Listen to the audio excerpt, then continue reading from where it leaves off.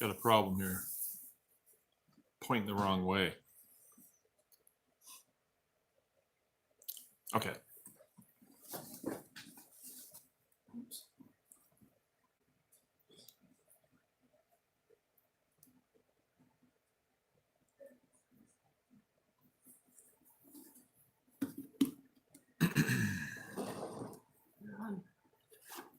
You're on live already? Yeah. Yeah. Oh, okay.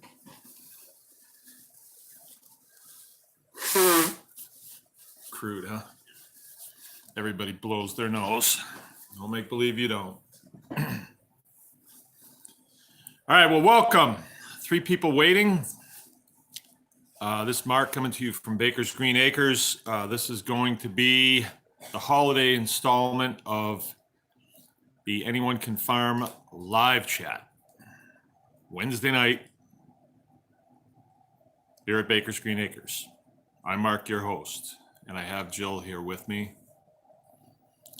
And I'm ready to rock. I've got a glass of raw milk here, and Jill's making me a cup of tea. And I hope the lighting's good. I hope you can hear me all right.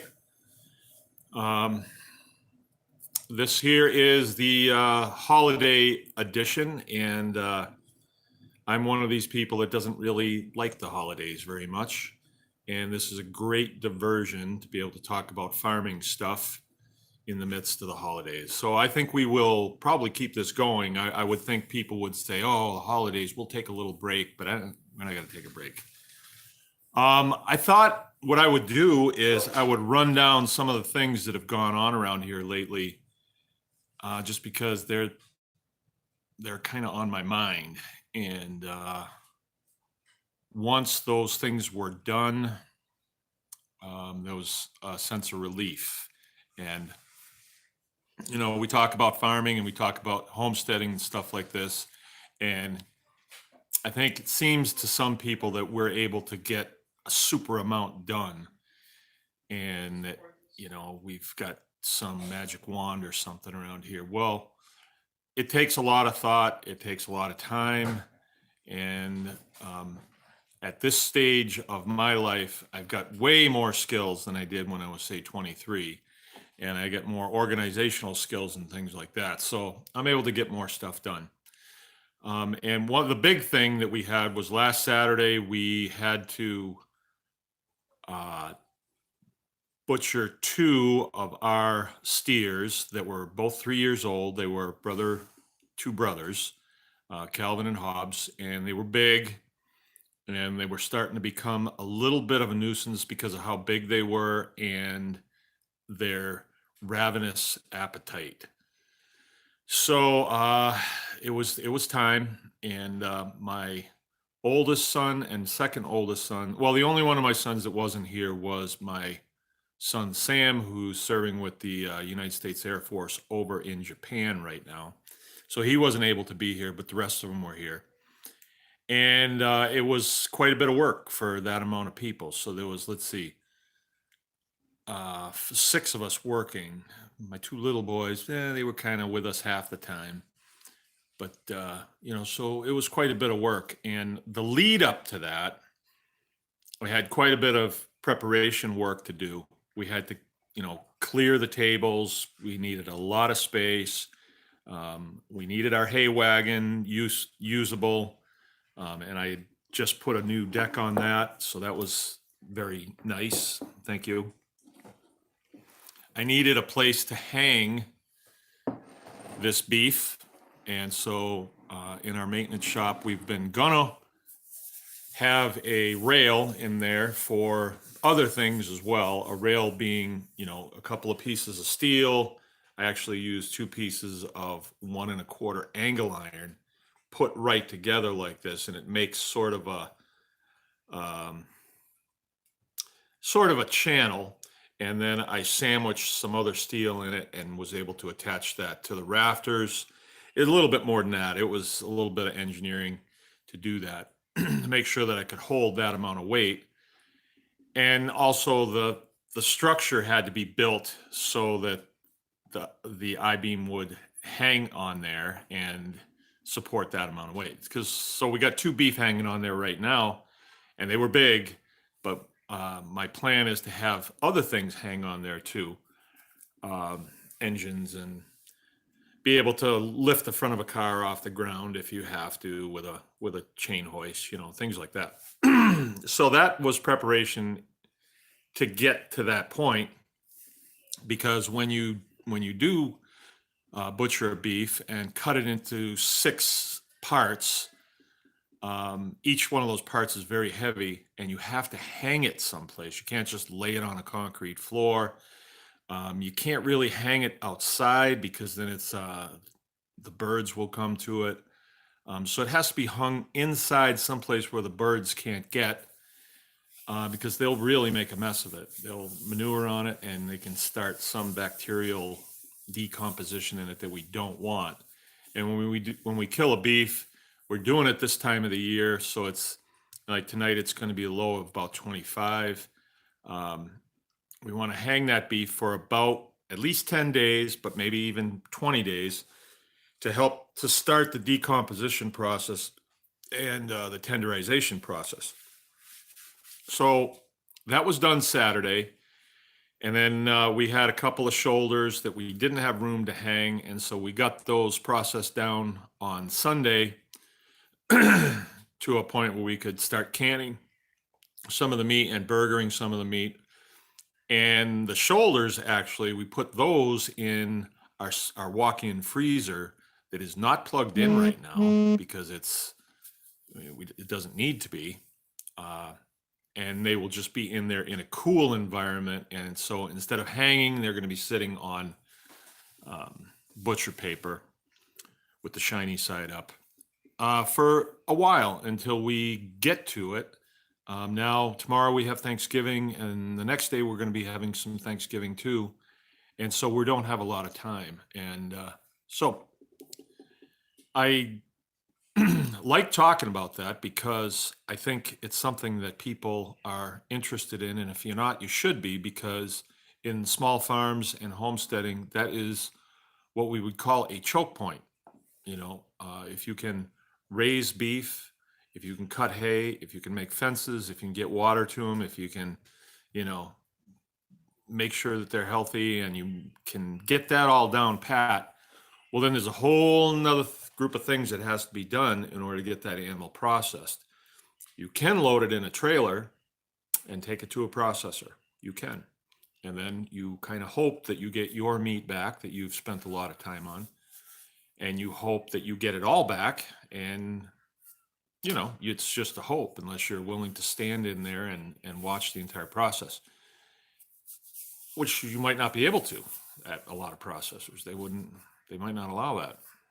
I don't think I would. I wouldn't want anybody standing in there watching my employees work. So with the ability to be able to process on farm, you don't need to have to go through all that. You don't have to have a trailer. You don't have to have a pickup truck. You can just process it on farm, spend the time to do it, increase your toolbox of actual tools and know-how tools. And year after year, you'll get better at it. And then you'll actually be able to see a lot of products that can be made out of the animals that you raise. So I can't stress enough that having the ability to butcher and learning everything you can, if my survival depended on your survival, I would put that at the top of your list. You're going to learn this, and you're going to start tomorrow morning. It's not like that. This is all, I'm offering you information. But let's say you worked for me. That would be different. You would learn this first. You would learn this first, because everything else you can make mistakes on, and time will heal those things. But this is one of those things that you really need to know how to do. Okay, so we did that, and so that meat is all stabilized. We've got a bunch hung in the maintenance shop, and all that's taken care of. Another thing that I did this week is I installed a new dog containment fence. And this is an in-ground fence that we put in. And this one's different. The old one, you put a wire in the ground. It's just like a 20 gauge wire, which is about like a pencil lead. And then if the dog goes across that, they are wearing this collar and they get a shock. Actually, they get a tone, then they get a vibration, and then they get a shock. And it works really good. It works excellent. But then there was another one that came out, and that one has a little remote control with it, and I can actually have 3 dogs, 3 different collars, and there's a couple different functions. There's a tone, there's a vibration, and then there's a lightning bolt. And you can turn this thing up and you can make it really potent if you want to. So what's been going on with our guardian dogs is they've created this game to where when they hear a car coming and it's not one of our cars or it's not one of our neighbors' cars, it's somebody different, then they've got to meet that and then run all along the fence barking their heads off.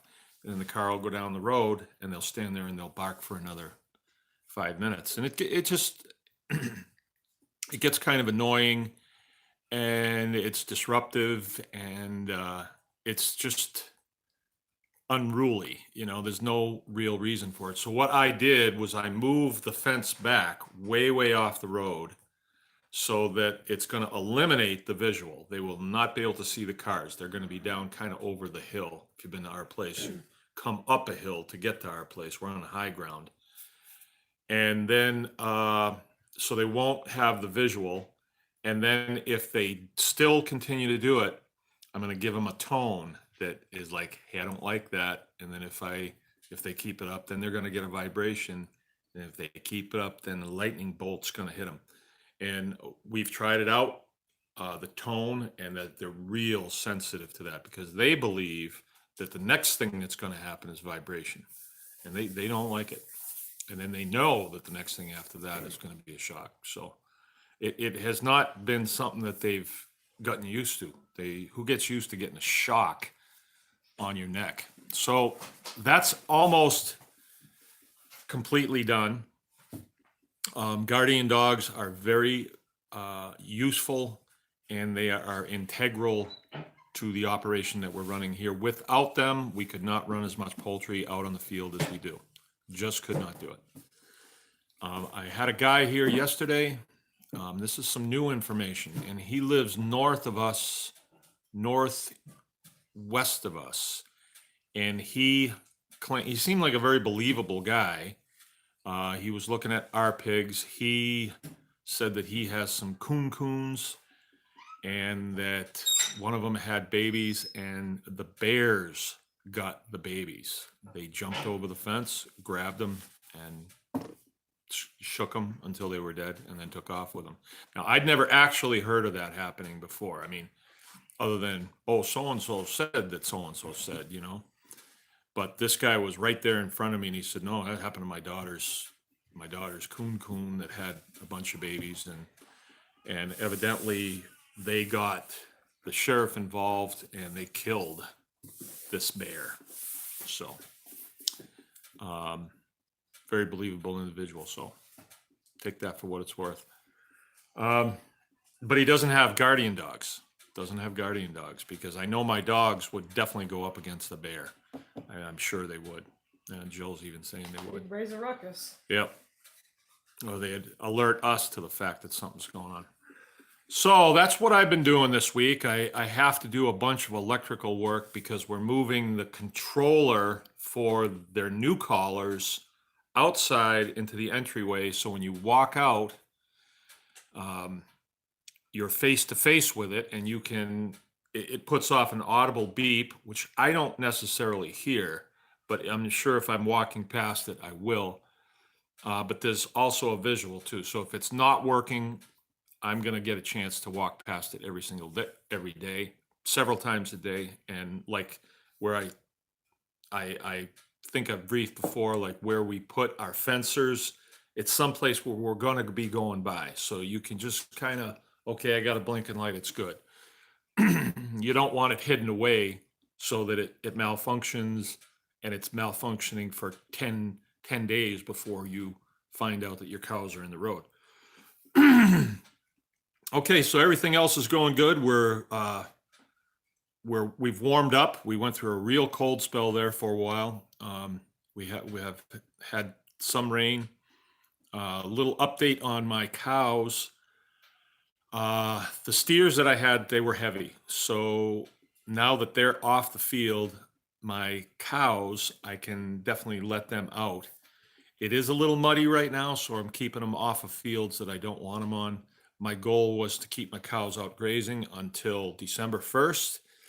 We had 3 weeks where I had to bring them in because it was too muddy. And so now, to make good on that, I'm hoping to go until Christmas grazing.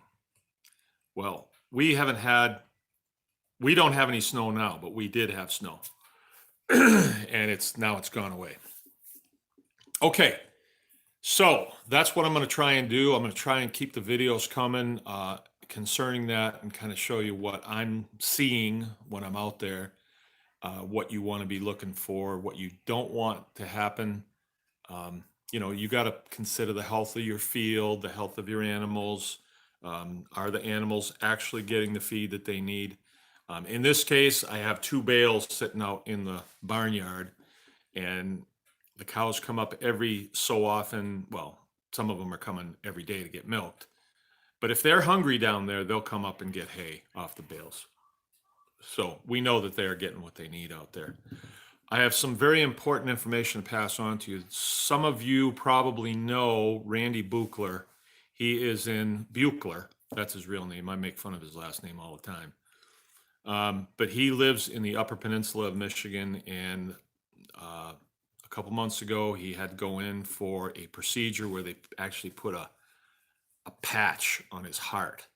He had a hole, and it was not making a good seal, and his heart wasn't getting the blood out that he needed, so he wasn't getting oxygenated quite well enough, and it was causing him some problems. He just turned 50, and that fix that they did started his heart to go into arrhythmia. And so he went back to the Mayo Clinic, and they said, look, man, we're going to have to open you up to do this right. And so that procedure was at 5:45 this morning. Today's Wednesday. And he was out of there, and I just got a text from his wife, Libby, 10 minutes ago before I started this, and he is resting. He is fine.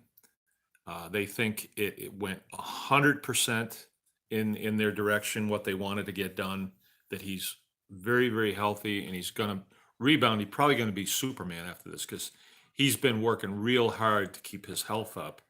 This guy takes real good care of himself, eats good food and all that stuff.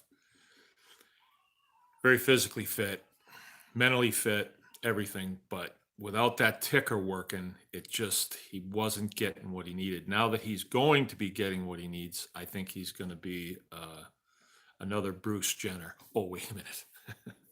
Take that back. Sorry, Randy. All right. So very good news. Very good news. Let's get going with the questions. We got a lot of people here. I'm going to ask you if you would share this around. Let's make our footprint a little bit bigger. And please put your questions in all caps so that Jill can get them recorded and read them to me. And let's go. Okay. Yeah, and if a question doesn't come through for some reason, keep trying, or message on the Baker's Green Acres Facebook page, because there seems to be trouble with questions coming through already. So persevere, please. Yeah, persevere. You got to persevere in all these things. And heads up, if you have a question for Jill, I will just turn this right over to her. Jill is our resident naturopath in training, a NIT. So, but she still knows a lot of stuff. And, we, as small farmers, small organic farmers, if you want to call it that, or sustainable farmers, or homesteaders, I like the best. we really have to know our environment so that we can help things to work together. And it's kind of the same in the human body. Like my body is kind of a microcosm of the bigger picture here, which would be this 80 acres, and then the 80 acres is a microcosm of, let's say, the township, and so on and so on. And but the smallest denominator here that we're going to talk about probably is our soil organism, and a lot of those organisms are in us. So if we have a healthy farm, we can have a healthy body, but we got to follow the same rules as we dictate to our animals and our flora and our fauna, which are animals and our plants. So, okay, let's go. I'm ready. Okay, YouTube wanted to know, what's your take on the big black hog? I'm thinking large blacks. Are they a good breed? Yeah, they are. We had one that was partly large black and partly red wattle. His name was Wallace. I got him off a good friend out in Maine, and he was here for quite a while. He got to be very big. He grew fast, and he was a good, hardy guy, good natured. Um, what happened to him, though, he got really, really big, and I decided I was gonna not utilize him in my herd, so I wanted to just go back to all Mangalitsa. And so we made the decision to castrate him.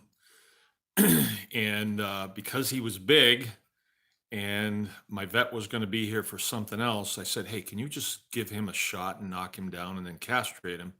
And he kind of talked me out of that. And he said, well, it doesn't really, I don't know how much to give him and all this. And so he says, well, don't worry, I can do it. And he did it. And he didn't do it like I do it. I usually just make a cut, pull the testicle out. Now, on a pig that big, the testicles were that big. I kid you not. And pull that out and just cut it off. Right. But instead, he pulled it out, took it by the tube and pulled it. And he said, oh, no, the way it's attached, that's a legitimate way to do it. Learned it in vet school and everything. Okay. Um, the pig died. He got a real big abscess down there and he died. So that was what happened to Wallace. It was a terrible, terrible shame. We did not want, you cannot, an intact male pig, you cannot butcher them. I mean, you can if you want, but if you know what boar taint is, if you've smelled it, if you've tasted it, you will get it. And I see all this talk on the internet, but we've been doing this for a long time and we've had many experiences with butchering boars, and because people will say, oh, I've heard, but you'll get boar taint. So if you do butcher that, if you do castrate them, even if they're adults, and you wait a good 3 months, all of that will clean out of them and they'll be okay. I'm not saying that they're going to be as good as a feeder pig or a sow. There's going to be a lot of gristle in them, but they'll be okay. The flavor will be okay. Excellent for making sausages.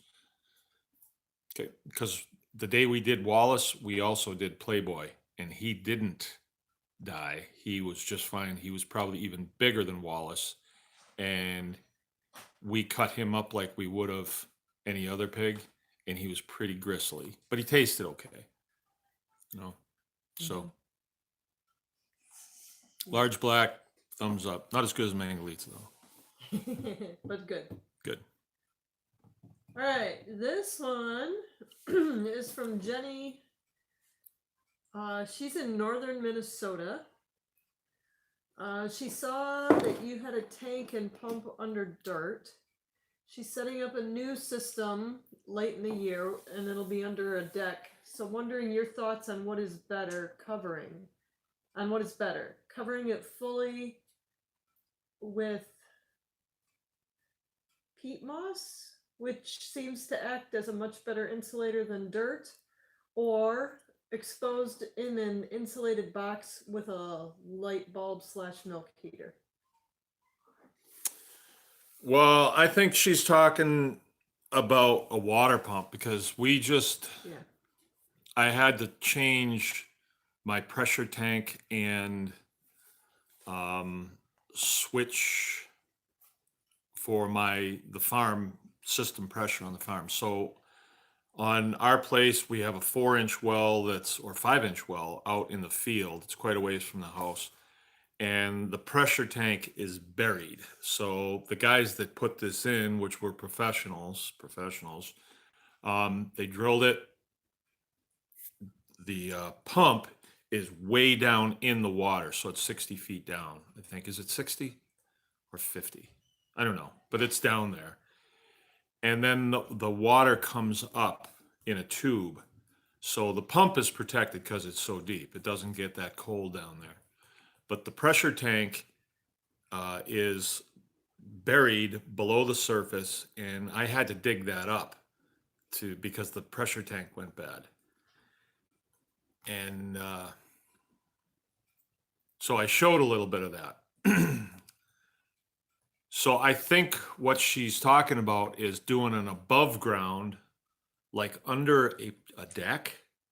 Well, it's got to be someplace where it's going to be above about 34 degrees. And if not, then you're going to have to run some heat in there, which is precarious because if you lose electricity for 4 days and you have no way of heating all that equipment, your water could freeze up solid. And we can tell you from experience, like last March, we had no water in the house for, was it 3 weeks?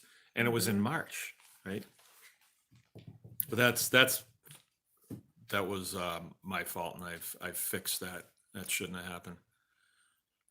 If I were you, and like money's not an issue, if you could put in a big containment vessel, like if you had, let's say, a concrete culvert that you could drop down in, and then have all your equipment down, and then a cover on top of that, and it's way underground to where if you lift the cover off, you could climb a ladder down there. That would be better because if it's a few feet down, it's not going to freeze. So the way mine is right now, I mounded the dirt up over it, and I want to keep it dry so that if it's dry, then the cold can't transfer through it, or at least freezing can't transfer through it. So I don't think I have enough information here, but it's a way better if you don't have to rely on electricity to heat everything because, especially way over there in Minnesota, you probably lose electricity as much as we do. And I don't know. I'm not really an expert on that, but I think it's worth looking at and doing it right because if you do lose water, uh, that can be really bad for a livestock operation with a lot of animals, especially in the wintertime. It can be really bad. So I hope that helps. Alrighty. Eddie had a question about pigs. 14 pigs to the butcher. One had worms. The sows and boar are now in that same area. The sows are in their last 2 weeks of gestation. Should I treat them for worms, and with what, if so? Uh, you know, I- my philosophy on that is the worst problems I ever had with worms was when I got pigs from somebody who treats for worms, like in a routine. I don't treat for worms now, and my pigs are growing just fine. I had a problem where somebody brought some pigs back and dropped them in, and I wasn't here. And then I had a bunch of worm problems, right? And to get a handle on those, I wound up using an organic wormer that Jill got. And we thought, hey, this didn't work very good because when we used Safeguard before, you used to be able to get Safeguard at Tractor Supply.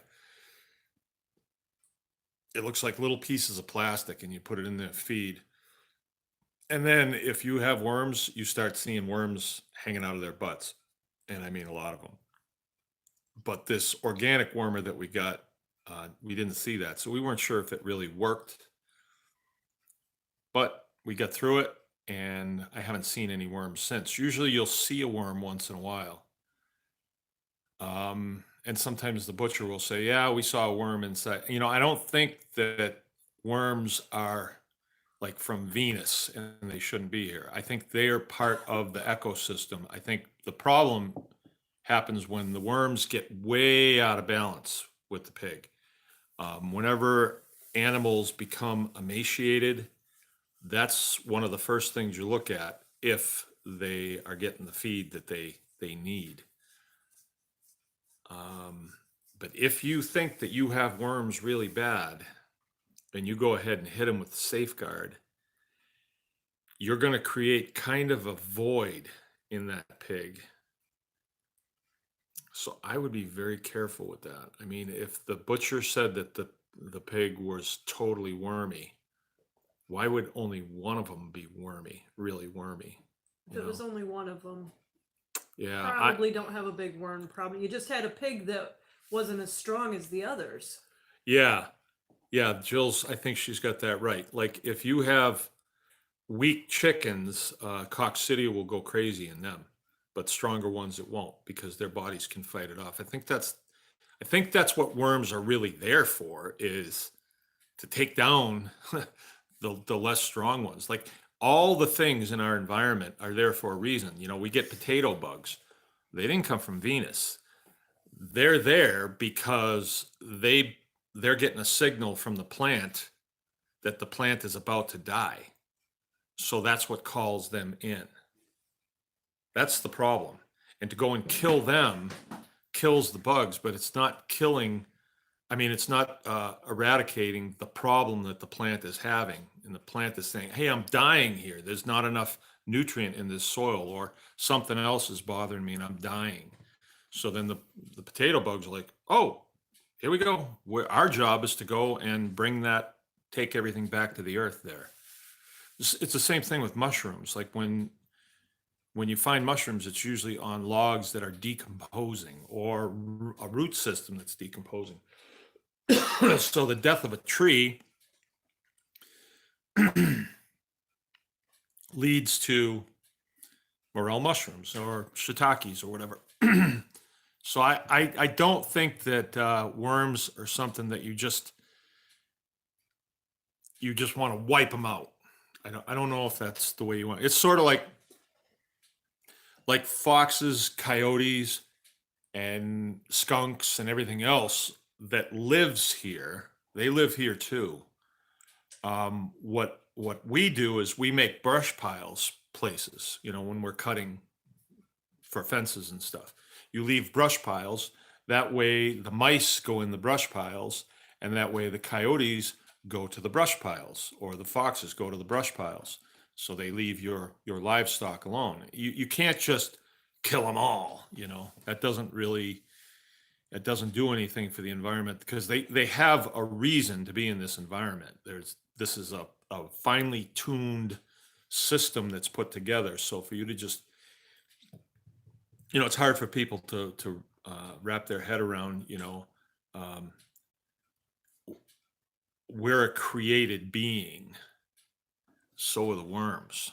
So somebody said, we need these worms. So create these and then plug them right in here. That's my thought on that. Maybe it's a little bit inconclusive, but I just don't think that they're an accident. The other thing to consider is that right now isn't the time to worm, because the worms are all Dormant. thank you. Yeah, for the winter, and you won't get a good clean out anyway. Yeah. Watch for them in the spring when it warms up and see if you have problems. But I mean, if he wormed the pigs, all that larvae and everything would come out. And you're saying that, isn't it a good time now No. because you'll freeze them? Won't they freeze and die? They're not active in the animal. They're burrowed in, and so In the wintertime. In the wintertime too, they go dormant within the animal. No kidding. Right. So unless you have a really super heavy infestation and you would know it because you'd have deconditioned animals now, um, yeah, you wouldn't really want to. It wouldn't be as effective right now. Okay. If you don't have a problem, now's not the time to treat it. Okay. You get that? Yep. And he said that's kind of what he was thinking Yeah. since only one had them. You know, there's another strategy too. You can take a fecal sample, and that's when you wait until they let one go, and then you get in there and you pick it up, put it in a Ziploc, take it to the vet, or put it under a microscope. I think that a home microscope you'll be able to see, and you can access a picture of the different types of worms, and you can figure out which ones that they have. That's something well within your purview Right. as a small farmer to do. And a good move to do, like you were saying before, you worm, so you know if you need to.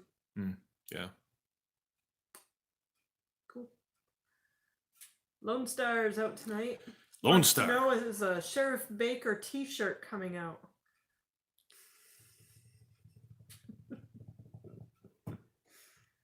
You know, there's about a year before the election, and I'm waiting to see. All right, there's a lot of things on the horizon, political things, um, and I'm waiting to see. Right, I think that as things change, there will be a tremendous vacuum for leadership. Right now, the people who want to be in offices, they're not servants and they are not leaders.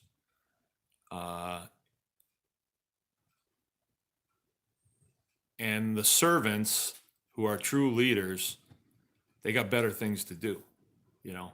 So let's see what happens. You know, I have said in the past that I'm a servant of my country. I took an oath to protect and defend our beloved Constitution and the people, the sheep of this country. I took an oath to do that, and I will do that. So it's not like I can say, oh, I would never do that.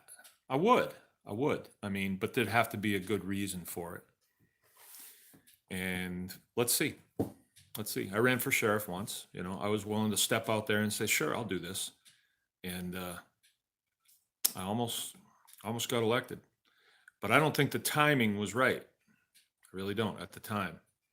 You know, this is before the new sheriff in Washington, and rule of law. People were like, what are you talking about? Constitution. You know, it was like pretty foreign to a lot of folks. But now we've been talking rule of law quite a bit. What is rule of law? The law in the United States of America, the supreme law of the land is the U.S. Constitution. And it's real easy to figure that out. Just download the Bill of Rights, read through them 1 through 10. It's a page. It's real easy to understand. And you can figure out who's for rule of law and who is not. You can figure it out. And there should be no reason for all the court systems that we have. Things should be able to be settled at a much lower level, you know, whether something is lawful or it is unlawful. Easy. And the county sheriff, actually, his duties are pretty cut and dry, should be. A good county sheriff should have a Bill of Rights taped to the blotter on his desk. And he should read that every day. And all the decisions that come across his desk, they have to square with that, or he should have a red marker that he draws a line through and sends it back to whoever sent him. Do this again. And if they say to him, well, what do you want, Sheriff? Say, get a copy of the Constitution. Read through that. Read through the Bill of Rights. Make this square with that, and then I'll be okay with it. So that's what the county sheriff is. He should be autonomous from the rest of the counties, and he should live by the oath that he took when he was hired by the people. The people hire him to protect and defend their constitutional rights, period. Right? some sheriffs have a hard time with that, especially in the state that I live in. Enough of that, though. We're talking farming. Okay. Yeah, and I could use a few more questions if anyone's got Okay, we some. need a few more questions. Let's shake it up tonight, like Lone Star did. All right, Arcluda, I hope I said that name right, Bear, wondered what you would do if your bread contract went away as far as feed for your animals. What do you use? With my Mangalitsa pigs, they do really well on hay. So I would probably feed them more hay. I would probably look for alternative things like distilleries, breweries, restaurants. If they're especially the like progressive hippie type restaurants, if you tell them that you're gonna take that garbage and put it to good use, it makes them feel like they're getting it done, like they're taking care of the planet and all that stuff. I used to drive into Cadillac and bring home literally a ton of stuff, and it was good stuff. So scrounging is part of my makeup. I'm a card-carrying member of Scroungers International and Dumpster Diggers International. And, there's so much out there, and pigs are the perfect conversion unit. I mean, they can turn just about anything into pork, into high quality meat and fat. And, so I would figure something out. I don't think that I would keep as many pigs if I just couldn't find anything to scrounge, because I don't like paying for pig feed, and I'm not a big pig feed guy either. The dog that's licking herself over there. Okay, fix that. Next. Yeah. Where'd she go? Okay, so two good questions. Lone Star, can the county sheriff protect its farming residents from corrupt state agencies? Lone Star knows he's got a live wire here, I think. The answer to that is yes. Now, people may think that the county sheriff has, say, less authority than, say, the state police. People think that because, the state police gets better stuff and flashier cars and, better uniforms, whatever, I don't know. But actually, the county sheriff has more authority in the county than any other person on the planet. He has more authority in the county than the president has in the entire United States. The reason is the county sheriff is elected by the people, and he goes to the people and he says, well, you guys are out working. I'm going to be the sheriff in town that looks out for you and your families. I am bound and determined to protect you from all enemies, foreign and domestic, right? And he's the guy in the county that does that. So let's say you have a state agency, and I went through this, that comes and says, you're going to do this because we say so, right? Well, does the state agency have authority in the county? That's the question. Who gives the authority? Like in the United States, we're governed by consent. We have to consent to be governed, right? So when state agencies want to operate within the county, they have to do it with the sheriff's consent. And the sheriff may not consent if they are out of line. If, in other words, the state agencies want to subvert your right to free speech, then the sheriff is under no obligation to help them. As a matter of fact, he is obligated to say, you can't do that here. I'm here to protect my citizens from people like you. Because, like, bureaucracies, like, let's say the Department of Agriculture, they're just weenies that come out of college with a biology degree and no place to go. So they wind up working for the Department of Agriculture. They don't know that the citizens have constitutional rights. That's not first and foremost in their mind. They're thinking about getting a corner office. They're thinking about their vacation. They're thinking about their tenure with the department. That's what they're thinking about. And so they like to expand their authority. Department of Ag does. I'm just using them as an example.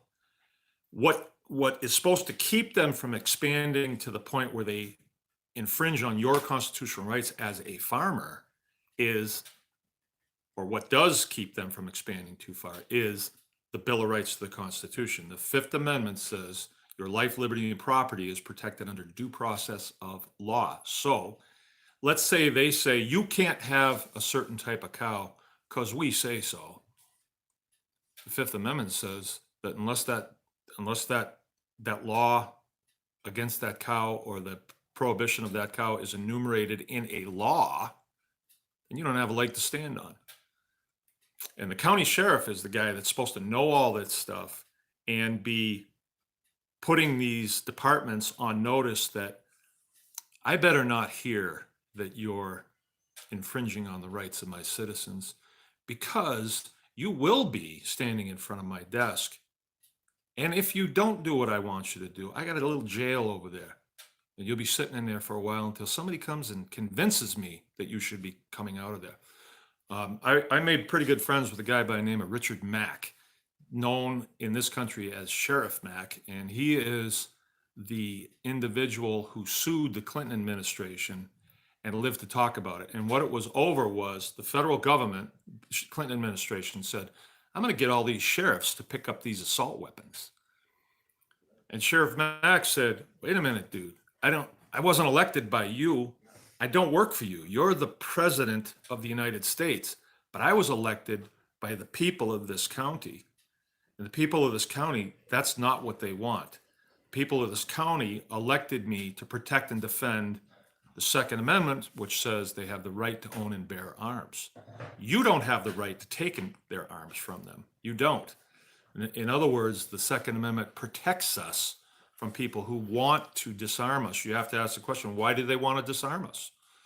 Well, because you don't need an AR-15 to hunt deer.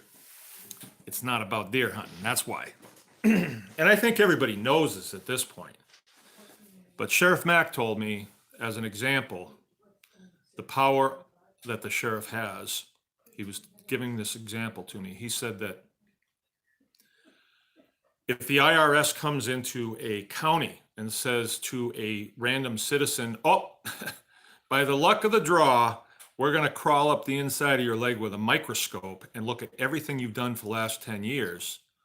Well, that is a violation of the Fourth Amendment, because there's no indication that a law has been broken. Then why are they doing that? If that individual were to go to the county sheriff and the county sheriff was a constitutionalist, which he took an oath to be a constitutionalist, the sheriff could contact the IRS and say, nope, you're going to have to make that case to me. And if you persist in pestering one of my citizens, then you will spend time in my jail if you're in my county. And then he just tells his deputies, if you see this car, pick him up and bring him to my office. And I mean, the IRS would say, we don't want to fight this battle. Let's go on to the next guy. So a good county sheriff could back off. And see, this is why I ran for county sheriff. I had the Department of Ag in this state telling me I couldn't raise my pigs because they said so.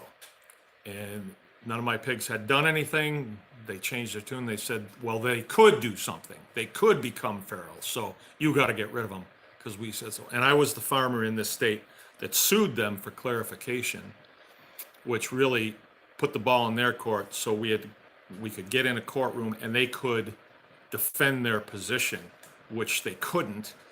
They lied and said that there was feral swine running everywhere in the state, but that was a lie, and we wanted them in front of God and country to be able to defend their claim. They couldn't, so they moved for a dismissal. But it shouldn't have gone that far. My county sheriff should have made a phone call like, "You want to do what? I'm sorry, you can't do that." And then he'd get back to me and he said, "Don't worry about it. Press on with your farming." But my county sheriff at the time was working with the state, and I think he still works with the state.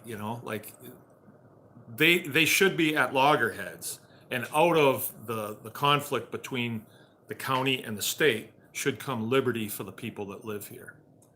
So my answer to you, Lone Star, is yes, a good county sheriff, one that takes his oath seriously, the way I took my oath seriously when I was working for the U.S. military for 20 years, is I will defend my citizens from all enemies, foreign and domestic, with my life. And an enemy is defined by someone who seeks to subvert the U.S. Constitution, the supreme law of the land. So how's that for an answer? It's a good one. Yep. All right. Is there another question? Whole nother topic altogether. Yeah, I know. How many jars of beef? Dave Smith wanted to Oh, from Arizona. I think so far we have about 48, but we are just getting going. Is there like about that much? I have that many jars clean right now. Yeah, ready to go. Yeah. But we're gonna can chunks of beef. We're gonna can bologna. Yeah. I'm gonna make some kielbasa sausage. There's going to be a lot. These were really big guys. Completely grass fed. I spent a lot of time on these animals, and whoa, Lone Star sent us $20. Thanks, man. Appreciate it. I like your channel too. Yeah, they were real special animals. And as I said, I think before, when you spend that much time with them, and this sounds a little brutal. I mean, I said this in a video, and I wonder how people take it. But, I was with these animals every day. And although Calvin and Hobbes were not the petting kind of steers, they would stay about 3 feet from me, but they would still stay within 3 feet of me. I mean, like they relied on me. And the other cows come up and want to be petted and stuff, but not those two. They would just kind of, but they weren't going to hurt me or anything, but they relied on me. And for 3 years they were here. And then last Saturday I had to level off an M1 at them and drop them. And it's a weird range of emotions. As I mentioned, I don't like the holidays as of late. In the last few years, I just really have not liked the holidays very much. Because they're kind of fake, but the last few, we had so much processing to do with Thanksgiving, and then those two beef and all the chicken processing. I just did a lot of killing, and I think it kind of got to me a little bit. And I'm really glad that we're done butchering for a while. Yeah, it's not something that I really like doing, but I mean, there's no other way to do it. I just kind of put myself in the animals' place. These guys are 3 years old, and they've been here since they were a few days old. And to put them in a trailer and go down the road at 60 miles an hour, 50 miles away, and have them be in a new barn, or something happen, who knows, get a flat on the way, or somebody toot a horn at them. I mean, it would really worry them. And I just think that they went from eating grass to dead. Like a bullet on a cow is very effective. Takes them right down. So there you go. Was there another question? Yeah. Um, Archuleta. I got it. Is it Bear. Archie? Archuleta. Archuleta. Okay. Yep. Um, Wondered about the pros and cons of Montana versus Michigan for homesteading. Oh, wow. Great You're asking question. the right guy. Well, we lived out in Montana for 7 years, and we lived on the farm there We were on the farm for 7 years. We were there for 10. Yeah. and that was our first experience. We had lived on base. I was active duty Air Force. We had lived on base, and then we bought a house in town to get off the base.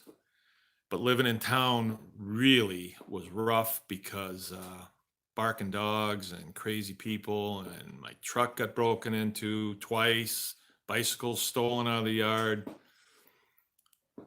It was crazy.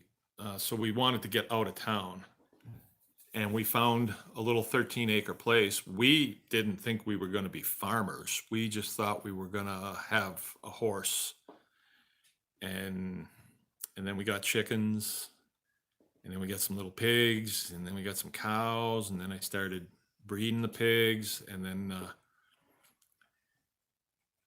a butcher friend of mine said to me, I mean, he was a real life butcher that would show up, shoot your cows, pick them up with a gin pole off the back of his truck, dress them all down, and put them on the back of the truck and take them back to his shop and really do a nice job.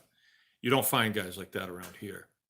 And I don't know if there's that many guys like that out there anymore, because it was just hard work, and you had to be skilled. That man, Dan Isaacson, I never seen anybody operate a knife the way he did.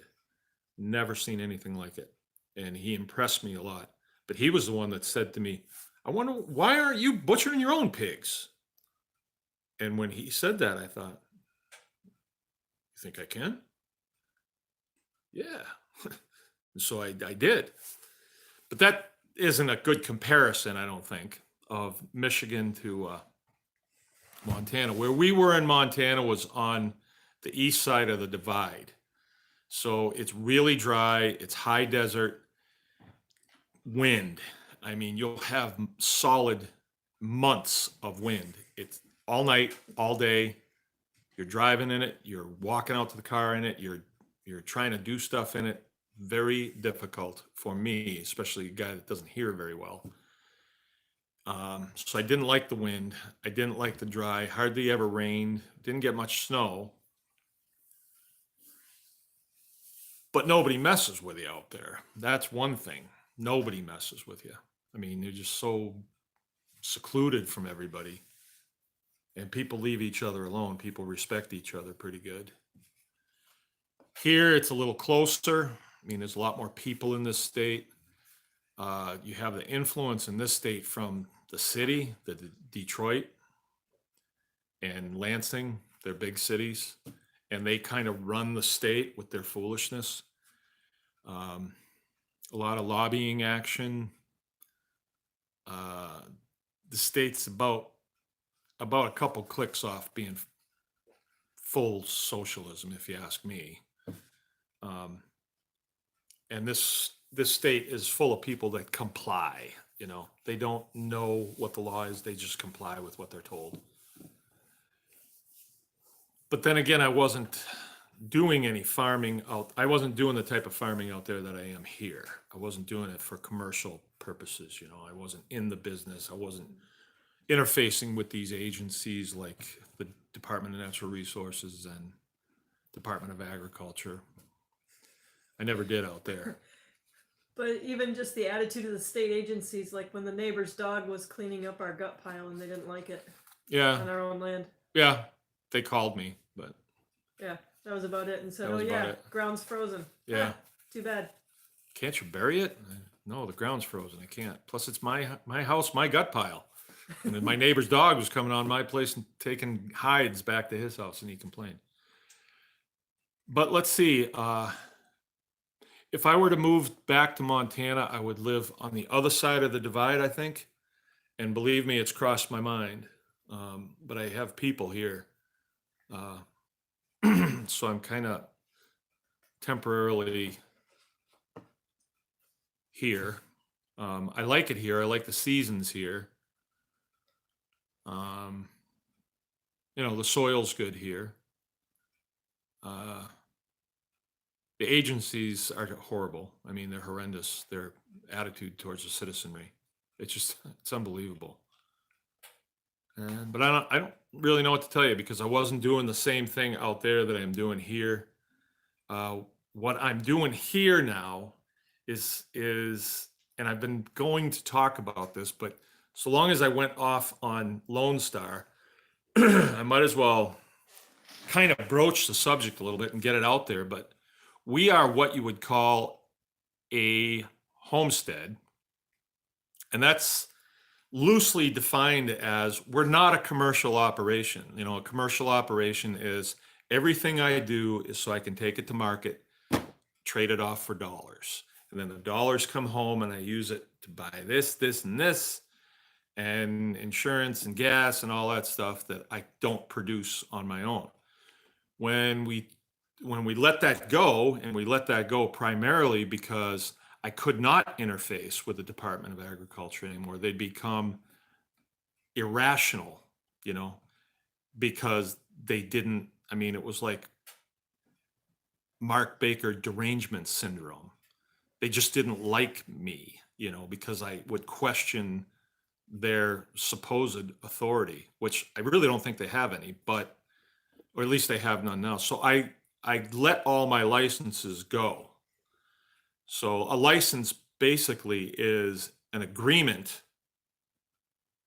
It's sort of like a hall pass in high school. You make an agreement that I will go to the bathroom, use it, and come back. That's what the hall pass is. Without the hall pass, you're in trouble. You didn't ask permission. So this state has us asking permission to do everything. I'm surprised we don't have to get hall passes. But since I let my licenses go, I have no agreement with that agency. And so unless they have a law, I'm good. And they don't. There's not many laws.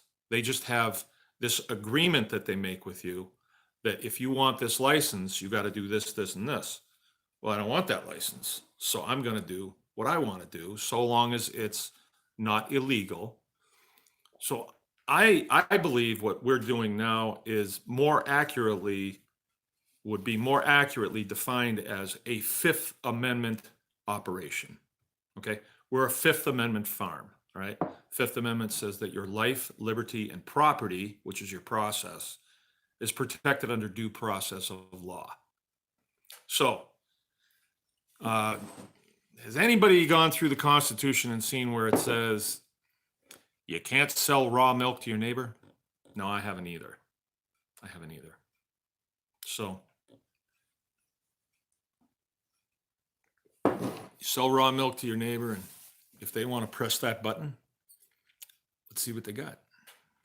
Let's see where it goes. Every time I've seen somebody get dragged into court is because they have an agreement that they've violated the agreement. But now if you have no agreements with them, now I'm not saying a Fifth Amendment you can start doing, human sacrifice on your place, because that's a murder and that's covered by, laws about that.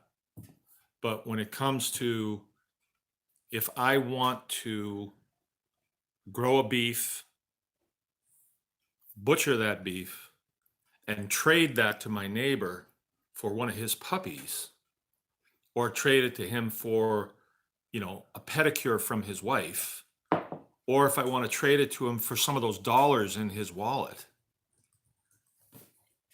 I think that process is protected under due process of law.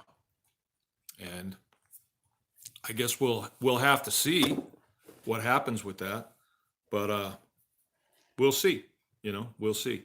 Like if I want to sell a puppy, do I have to check with the Department of Agriculture before I do that?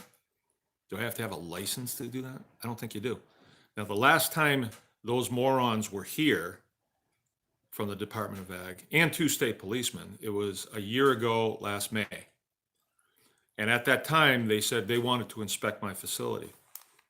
And I said, I got no license with you. And they said, oh, we didn't know. And I said, well, you should know. But they said, we didn't know. And I said, do not trespass on my property ever again, or you're going to deal with me, right? And I looked at the state troopers and I said, is that clear? I mean, am I giving them a lawful order here? Yeah, fine. If you don't have an agreement with them, that's not a problem. Away they went, and we haven't seen them since. Haven't got a phone call from them. Before, they were on me like flies on a rib roast. So I think they have no authority, just the authority that we give them via contract. So as long as you don't make contracts with them, I mean, it limits you. You can't do business with retail stores. You can't do business with restaurants. You can't even do a farmer's market because they patrol those areas and they have contracts with those entities. And those contracts say you can't do business with farmers that don't have contracts with us. It's sort of like Guido, back there on the corner, It's sort of like a protection racket in a lot of ways. I think it's somewhat a racket, kind of racketeering, if you ask me. But I'm not going to be involved in it anymore. And I think the Fifth Amendment operation is totally the way to go. It's not that you can't do business. You just can't do business on their playing field. And I don't think you want to do business on their playing field anyway, because then you're competing with industrial agriculture that you can't compete with, because there's so many different things in there, that sources of income that they have that you don't have. So I think that you want to do business with your neighbors and your extended group of friends. And that is it. You don't want to be selling to retail stores. If you want to have a stand on your property, of course, don't go asking them, because they're going to say, oh, no, you got to check with us. I had a long conversation with a dude last week, and he just didn't hear what I'm saying. Don't make an agreement with them. They don't have arresting powers. They can't really do anything to you. And then what you want to look at too, while you're looking at the Fifth Amendment, look at the Fourth Amendment. The Fourth Amendment says that you have the right to be secure in your dwelling, your papers, and your effects. That means anybody coming up your driveway has to have one of two things. They have to have an invitation, or they have to have a warrant from a judge. And they have to go to a judge and they say, look, I think that this guy is selling bacon. I need a warrant. And the judge is going to be, warrant for selling bacon? We don't do that. We give warrants if there's drug activity and prostitution, and right? That's what warrants are for. When there's a suspected breaking of laws, right?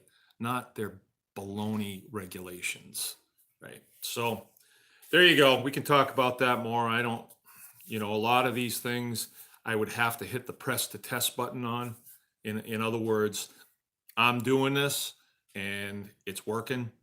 So I guess it's working, but maybe this is the dinner bell for those schmucks to come and start rattling my cage again. But I don't care, because I'll rattle back, and I'll rattle back pretty hard. We have some friends in very high places. Any more questions before I get myself in trouble? Yeah, I got a couple more here for you.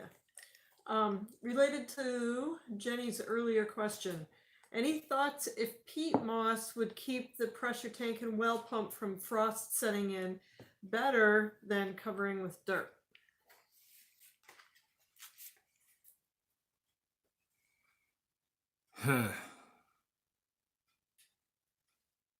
Well, I think peat moss is going to be, there would be more dead air space in peat moss, but without a source of heat, there's no heat to keep in, and the pressure tank, there will be some heat in there because the water that you're pumping up is going to be 45 to 50 degrees. So there's some heat there. And yeah, if you can keep that in, if you could keep that insulated, I think you'd have a better chance. But are you talking peat moss above the ground? I don't know about that. Without a source of heat, I kind of need a little bit more information before I could tell you exactly what to do. Like if you're talking about a pressure tank sitting on top of the ground that you're going to mound up peat moss around it, no, I don't think so. Uh, Unless it was a serious mound, real serious mound. I wouldn't rely on that. I'd want to get that whole assembly down into the ground where, once you're below where it frosts to, it's going to be about 45 to 50 degrees. And that's a good 20 something degrees above freezing. So you're going to be okay. But above ground, let's say it's 0 outside and you're trying to heat that relative space around the tank with just the excess of 32 in the water. That's not a whole lot of degrees to rely on. So I don't know. I need a little bit more information to tell you, and then I think I'd over engineer it because being without water in the house is not good. Yeah, that's the truth. 3 weeks without a shower. Not kidding. Not kidding. Lone Star, one last question. Here we go. What do you miss about the commercial farming days?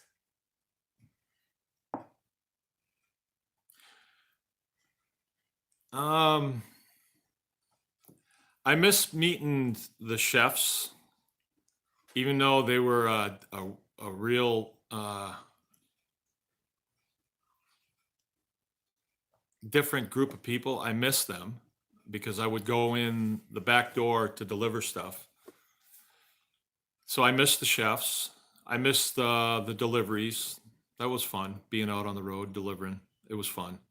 But it took me away from here, and it would distract me terribly.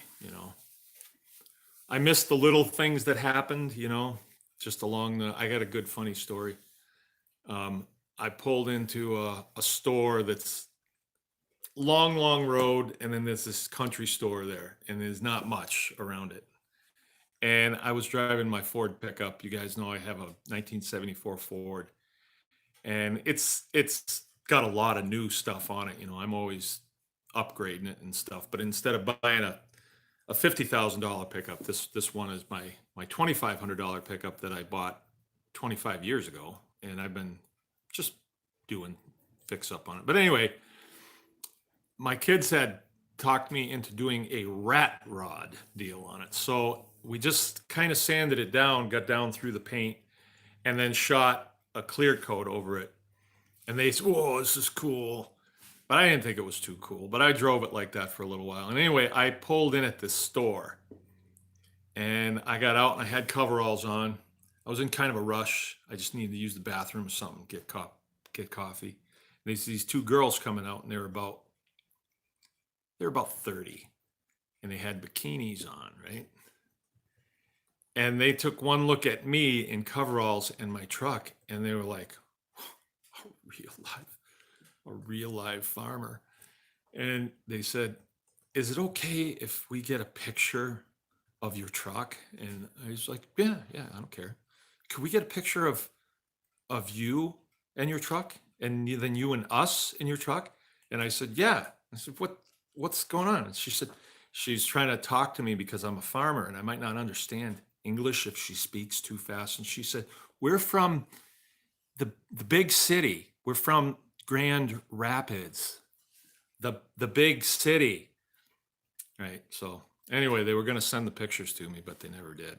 Too bad, because they were good looking bikini clad babes. And I'm just a farmer, driving a hot looking pickup. That's all. Yeah, I miss those days. But these days are a lot better. You can focus more on the farm. And I think Lone Star, I think this is a deep subject because, whoa, $50, man. Thank you. Appreciate that. Homesteading allows you, if you're in a position when you can do what I'm doing, right? I'm retired military, I can stay home. We don't need to make a ton of money, but we need to make some. We need to do well, and we can do well homesteading. But it allows me to be who I want to be. Like when I was in the Air Force, they wanted me to be who they wanted me to be, right? This is our show. You dress like this, you cut your hair like this, and you say yes, sir, and no, sir, this way. I was okay with that because I joined up for that, and it was exciting, and it was it was a lot of things. And then there was a couple of hangups along the way that the president's got us into that made me get to stay a little longer than I wanted to. But then I wanted to be who I wanted to be. When I got into commercial farming, no time for that because you're looking at that bottom line. And because of organizations, departments like the Department of Agriculture, they kind of don't steer, they don't guide you very well. They could do a tremendous job for agriculture, but they don't. So they mix small farmers in with the huge corporate mega farms that are have more lawyers working for them than I had hired hands working for me, and they were in direct competition, and it does not work. That's why small farms uh, bite the dust daily, right? And large farms are biting the dust daily too. And it really is, they're not helping at all. So when you get on that treadmill in commercial farming, you really can't be who you want to be because tomorrow morning your feet hit the ground and you've got to get this amount of stuff here, and then you've got to make sure that you get paid, and then you've got to go over here and you've got to pay this guy, and then you've got to go out there on the field and see how many dead chickens there are, and then deal with employees, and you can't even cut your hair the way you want to. You don't have time. But this here, I can kind of mold myself to be the way I want to be. So for instance, there was some videos taken of me doing something, right? And I noticed, oh, I don't look the same as I did when I was in the Air Force. I was quite heavy. I was 265 pounds, 275, and it didn't look good. And I said, I don't want this anymore. I want to be, when I'm 60, I want to be a lean, mean fighting machine still. And so I decided I'm going to lose some weight. But I was able to, I was able to set my mind to it and say, I'm going to lose. And I was always a skinny kid all the way through the Air Force. My max was like 225. I was always at like 210. I was never heavy. But the stress, I think, of things, it I ate, and I ate at night, and I ate a lot of ice cream, and a lot of bread, and I gained it, and I weighed myself today, and I was at 243.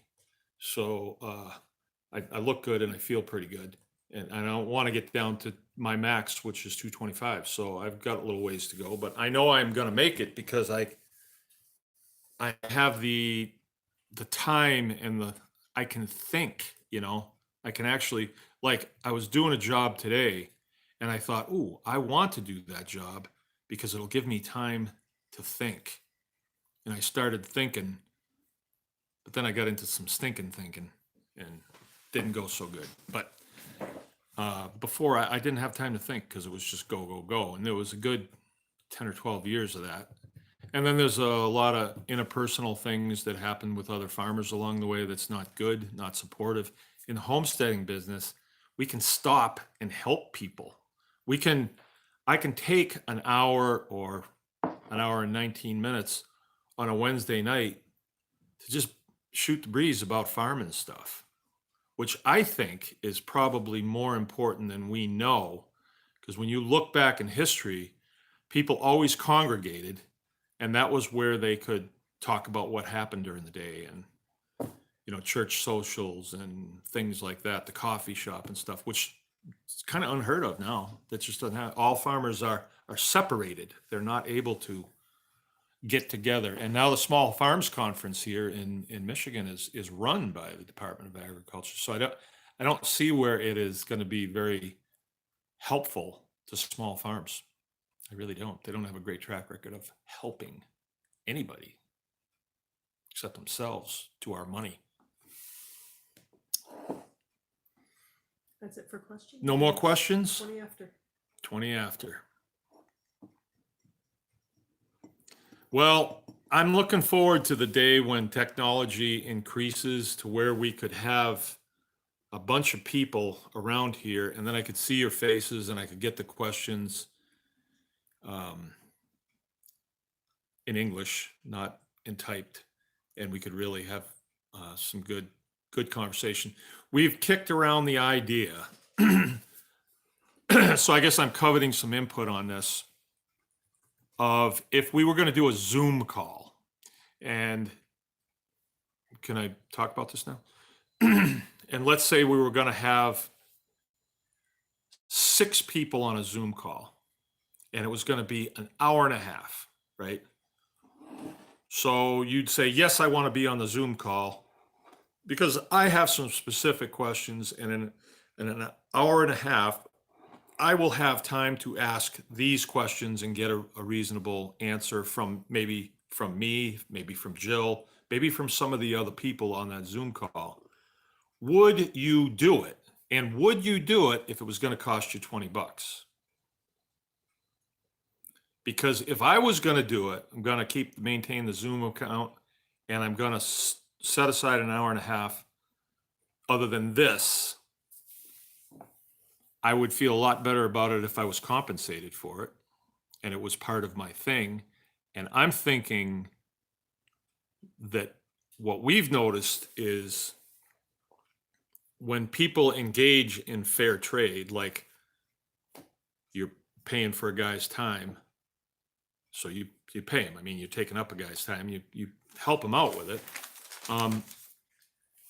People feel better about it, and they share it with their friends, and their friends share it with their friends. So I truly am one of these guys that I want to get somebody else trained to do this so I can go on to the next thing. Because like 2 years ago, I wasn't doing this. I wasn't doing this live show call-in thing. I wasn't even doing it a year ago, I don't think. I was doing something else. And maybe a year from now, somebody else will be sitting in this seat and I'll be on to the next thing. Like that Assault Winnebago I've been telling you about, because I want to go around the country and do classes on chicken butchering and pig butchering and other fine things in life. Okay, Jill just handed me this because Jill knows a lot of things. And she says that the dollars that you would spend would be an investment in yourself, right? It's not an investment in me. It just compensates me for my time. And I just threw out $20. I mean, I'm worth like $100 probably, but well, a phone consult is $100 an hour. Yeah, I do. And fun. who else would you consult with that would save you time Yeah. and money and mental anguish? I turn it over to Jill. For $20. Yeah, consulting is worth paying for. You know, if you want to just make all the mistakes yourself, good. But if you don't have time to make that many mistakes, or you feel like you're going to get discouraged, a good consultant can say, I went down that road already. Be careful. Don't step on this. And it can save you a lot of anguish, a lot of time, a lot of money, right? So you've seen on my website, I do phone consulting for an hour's time is $100. And you can get a lot of information in an hour. And it might seem like a lot, but if you're just going to play hit and miss, you can. I did. I still do. You know, I'm really stubborn when it comes to consulting, but I think every year we pay for consulting of some form or another. You know, whether we go and sit in on a class or buy something from the internet that we're going to watch, or go right to somebody that's smarter than we are and get consulting on it. It definitely pays, and I think a lot of people out there, a lot of yous out there could be outstanding consultants, and you could actually be like, we need an army of consultants, right? That will share what they know willingly. We need an army of guys that can teach people how to butcher, teach people how to build chicken tractors, teach people how to graze, what grazing is all about. We need an army of those people. And it used to be 50 years ago that our grandfathers were showing how this was done. But the advent of industrial agriculture took everybody out of the picture, go big or get out. So now they're just massive, massive farms with guys that have a bunch of hourly employees. So it's not like you have an army of people that know how to produce food, which is pretty damn dumb if you ask me. And I have, like I said, we have friends in high places, right? We attracted a lot of attention with the feral swine thing. And it just so happens one of the people who was very interested in what in the hell's going on in Michigan was the governor of the state of Indiana. So he's in a pretty high place right now. And small farms is definitely on their radar, what has been happening to small farms. What else is on their radar is the tyranny of these departments, right? Because they're out of control right now. So we'll see. We'll see how things go. But I think I'm getting to the end here. Yeah, I've got Jenny Lee. Her unit is in a hole 6x4, backfilled with peat moss. Will that work? Oh yeah, 6x4, so 6 feet deep. 6 feet deep. If it's 6 feet deep, just leave it open air and just put a plywood cover on it, and then put peat moss over that. Keep that dry, so if you do have to lift it up, you're not lifting up an ice chunk. 4 feet deep. 4 feet deep, that's below the frost line. I don't think you want to fill that in with peat moss. That's just going to get in your way. If it was me, I'd put a chunk of plywood over the top of it, cover that with peat moss, if that makes you feel good, this deep, and then put a tarp over that. Because if the peat moss gets wet and freezes, then you just have an ice, and you can't get in there. But if you keep it dry, I don't even think you would need that over it. Maybe just, you know what you can do? You can get this thing, it's called the cube, and it's a 3-place plug, and it's got a thermostatically controlled switch in it that when it goes below 34 degrees, it closes and turns those plugs on. And then you could get a light, like an incandescent light bulb, not the curly ones, and not an LED one, get an incandescent, the old-fashioned ones that they were gonna take away from us, and put a light down in there, put that cube down in there. If it starts getting too cold, that light will come on and it'll heat that space up. And then put something over the top just to keep, wind from getting down in there and stuff.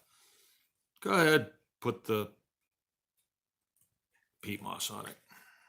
Let us know how it turns out. But I think that'd be a good idea.